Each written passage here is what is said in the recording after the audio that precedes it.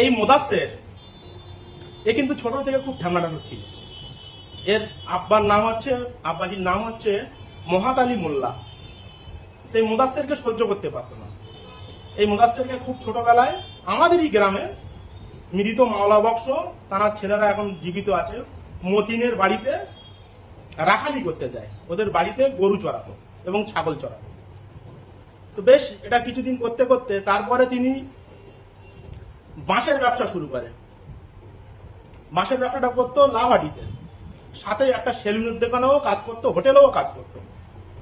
আর এই মোদাসের ওনার যে পিতা মহাত আলী মোল্লার একটা জমি ছিল, ওই যে আমাদের যে হোজরাখানা করে গিয়েছে ভোটো নামে, আপনারা নিশ্চয়ই জানবেন কাটালিয়াতে, ওখানে কিন্তু তালপাতা টাঙিয়ে একটা ছোট ঘুমটি মতো করে ওখানে জীবনযাপন করতো, নিজেই রান্না বান্না করে খাওয়া দাওয়া করতো।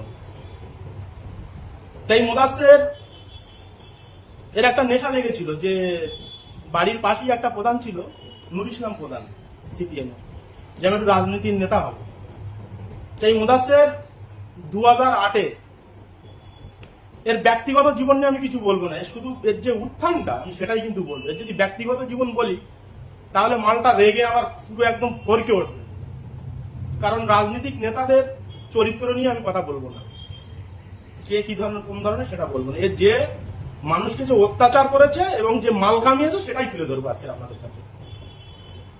2008-এর পঞ্চায়েতে কোন রকমে একবার এর বুথে জিতে যায় এবং প্রধানরা আরাবুল ইসলামের হাত ধরে হয়ে যায়। যেদিনকে প্রধান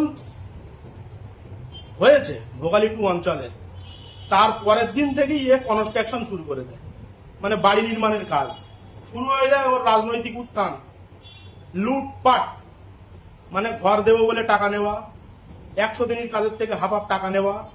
এলাকায় থেকে এমন কোনো জায়গা নেই যে যেখানে মানুষ ঘর করতে গিয়ে ওকে টাকা দিতে হয়নি, ওর কাছে বিচার করতে গেলেও টাকা দিতে হয়েছে। এর রাজনৈতিক জীবন, আরো একটা কথা পিছনের কথা ভুলে যাচ্ছি, বাঁশের ব্যবসার পরে ও কিন্তু কেরোসিন তেলের ব্যবসা শুরু করে কাটালিয়া মাদ্রাসার সামনে। এবং যদি এর আর একটা গুণ ছিল, কোন মানুষ তখনকার সময় 2008 সালের আগের কথা বলছি, যদি মানুষ কানতে কানতে কেউ রাস্তা দিয়ে যাচ্ছে তাকে ডাকতো ঠিকই ভাবে, এসে বলতো কি হয়েছে। তো সে যখন তার অভিযোগটা বলতো তখন তাকে বলতো যে 1 লিটার সরিষার তেল নিয়ে আসবি, 100 গ্রাম জিরে, 100 গ্রাম মরিচ। এইভাবে সাধারণ যারা ভিখারি তাদের থেকে ও রাজনীতিতে আসার আগে ও কিন্তু কালেকশন করতো, নিয়ে বলতো যে আমি এই মিথ্যে মিথ্যে তেলে ফু দিয়ে দিচ্ছি, তোর শরীর সুস্থ হয়ে যাবে, তোর স্বামী তোকে মেনে নেবে। এর রাজনীতির আগে এই ধরনের একটাও বিজনেস ছিল। তো এই যখন প্রধানটা যখন হয়েছে, হওয়ার পরে থেকে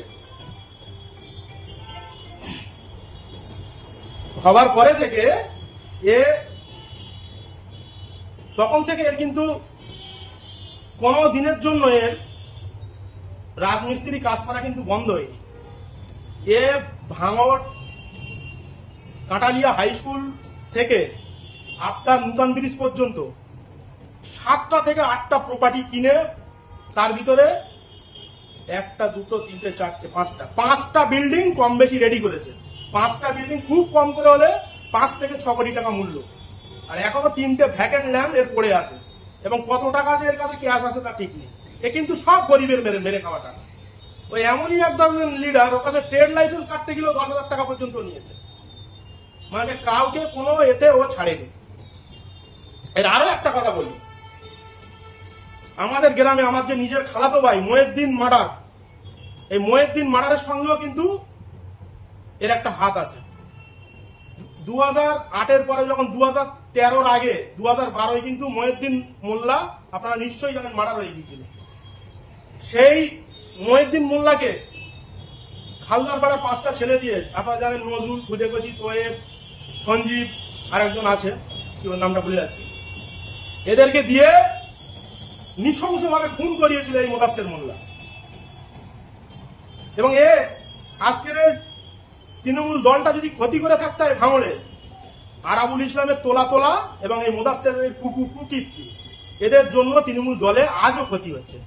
আজও সেই মোদাসের মোল্লাকে, যে একটা আকাট, যে একটা গন্ডমূর্খু, তাকে স্টেজে তুলে বিভিন্ন রকম ভাবে ভাষণ দেওয়ানো হচ্ছে।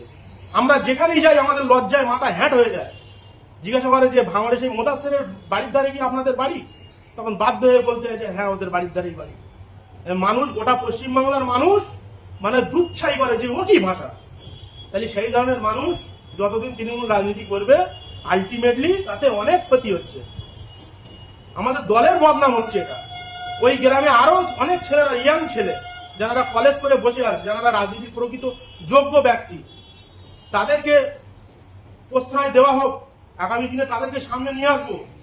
সুতরাং এই ধরনের মানুষকে রাজনীতি থেকে যাতে তাড়াতাড়ি বার করে দেওয়া যায় সেই সুব্যবস্থা সব জায়গায় ছুটে বেড়াচ্ছি এবং করার সুচেষ্টা চালিয়ে যাচ্ছি।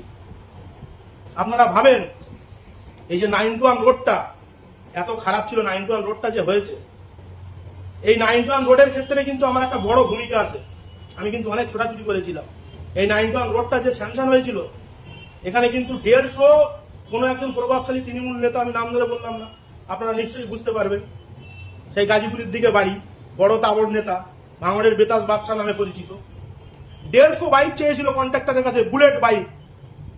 তার বিরোধিতা করেছিলাম এবং সেই বাইক কন্ট্রাক্টরকে ওনাকে দিতে দেইনি, যার জন্য আজ রাস্তাটা এত ভালো হয়েছে, যার জন্য আজও সেই রাস্তাটা টিকে আছে।